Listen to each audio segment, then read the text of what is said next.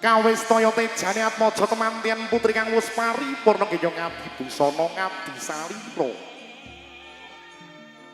Ing mangke sinedya kinanti manjing ing madyaning sasana wiwaha. Iya madyaning sasana rinengga. Iya madyaning sasana singangsana adi. Madya kang wis ngareng tengah sasana panggonan. Rinengga kebak mring rerenggan ingkang maneka warni. Deduklan kang ijo royo-royo candrane kadya maksih gumadung.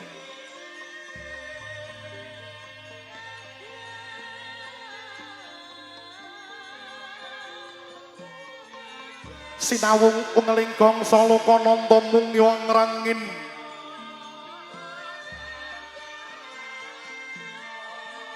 Ana gandha aroma ngambar-ambar jroning pawiwahan.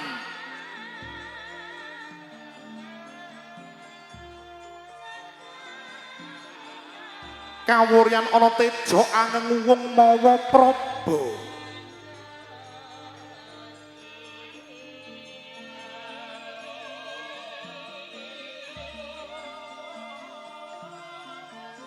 Allah menika tejane atmaja temantian putri kang wis paripurna nggih ngabdi busana ngabdi salira. Ing mangke sinedya kinanti manjing ing madyaning sasana wiwaha. Ya madyaning sasana rinengga. Ya madyaning sasana singangsana ati. Monggo teman-teman mbok bilih sampun paripurna langsung dipun miyosaken.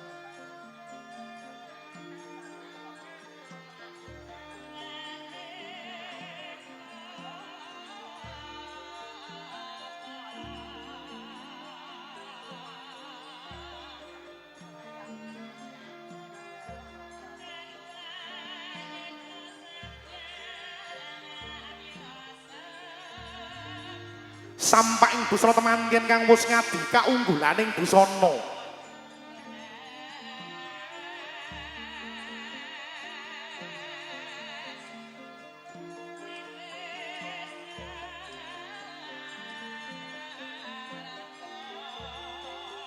Ya busana kang ngimba busaning prameswari nata. Abyara mabyor pating galebyar pating karelap.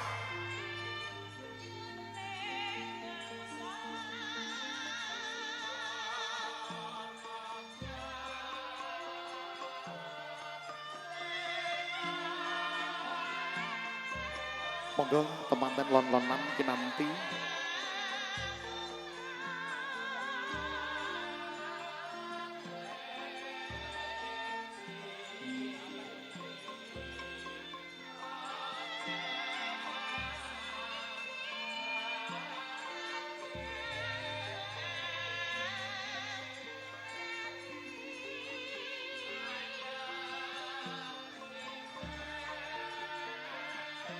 Sampaing busana temanten kang wis ngadi kaunggulaning busana. Ya busana kang ngimba busaning prameswari nata abyara mabyor pating galebyar pating karelap. Katembo ing pandhampur entuk angrenggani kalebetinan saking mandrawa candrane kadya kilat ingkang hasesiring.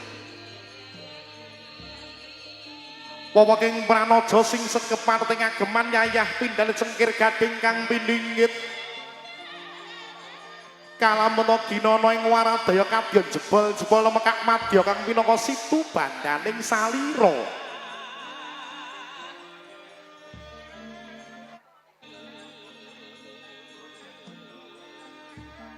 Katalika samraga nganti gandhek sakembaran ya patah kembar. Ya putri kembar.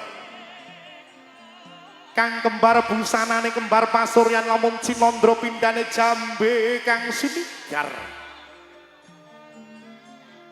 Patah sakembaran Sratandja dumadi saking lare kang maksih timur. Parandene sampun prigel gandes luwes awit saking buntasing karya ingkang Hana Wong Krida noninggih by and make up milotan mantra kadyawa sakir dewasa kadewasane nemah natmaja temanten putri kang harsa mandiring pribadi winengku marang garwa hanggebyur bebrayan agung kasuwunaken dipangestu dumateng para-para kang sinewa ing pahargyan tansah hayom tentrem apa kang jinangka bisa tumeka apa kang kaedi bisa dumadi apa kang gayo bakal jumbuh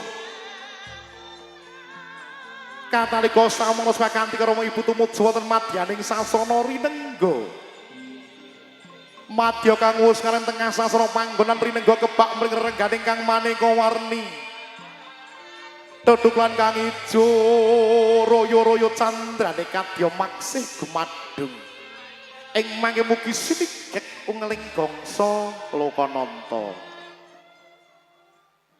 dari jih mereka temanten sampun binayong tumuju wonten madyaning sasana rinengga kepareng ejih paripurna tumuli dipun bacotaken pambedoling Sekar Mayang langkung rumiyin Ibu Juru Rias pangreka ing busana Dewi ning pepaes Ibu Juru Sumbaga ingkang miti saking by and make up wewengkon bumi Reyok Ponorogo tumuli dipun pratisaken langkung rumiyin pambedoling Sekar Mayang ejih anut satataning adat widi widana wisudan ingkang maksih lumampah wonten ing wewengkon dusun Sidorejo Desa Sidorejo Kecamatan Kebonsari Madiun kembar mayang kinarya syarat sarana jemuk ing temanten kajaba kinarya syarat sarana jemuk ing temanten kembar mayang ugi kinarya humiyak sekabehing sengkala ayak-ayak kepareng anyarengi pambedoling Sekar Mayang